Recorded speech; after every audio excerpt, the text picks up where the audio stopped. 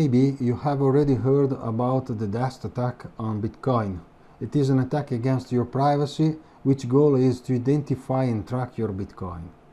If you have received, as an example, 500 Satoshi on an address of yours that is now empty but in the past had some amount of Bitcoin, and you cannot figure out who is sending this amount and why, you probably are the target of a dust attack. You may be wondering why and who makes this attack. It is someone on the network who is interested in anonymizing your Bitcoin for tracking and analyze your spending attitudes. Governments, chain analysis agencies, a criminal we don't know, but someone who is interested in tracking your funds. How is this attack conducted?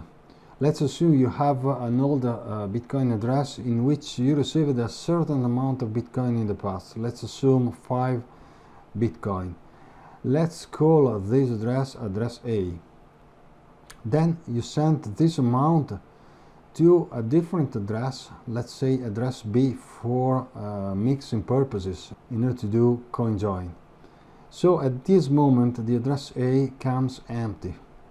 Now the attacker is sending an amount, a small amount to address A, let's say 500 Satoshi, and this amount appears as a new UTXO in your wallet, and it is available to be spent. Now let's suppose that you're going to make a purchase with your funds, and for example you are willing to purchase a TV using your funds.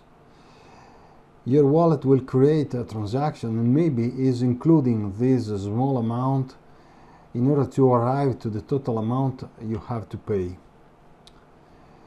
In the moment that you create the transaction and you broadcast that transaction to the network, you are losing your privacy.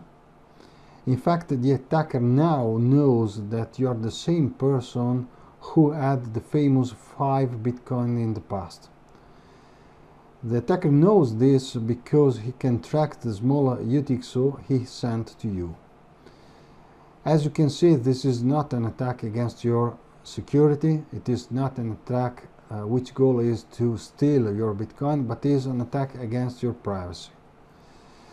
So what to do in order to avoid this kind of attack? You should always use a wallet that allows coin control, for example Electrum or Wasabi, and if you see a small amount of Bitcoin incoming and you don't figure out who is sending it to you, maybe this is that attack. You should immediately mark this amount as unspendable, freeze this amount, and be sure that you don't include any way this UTXO in your future transactions.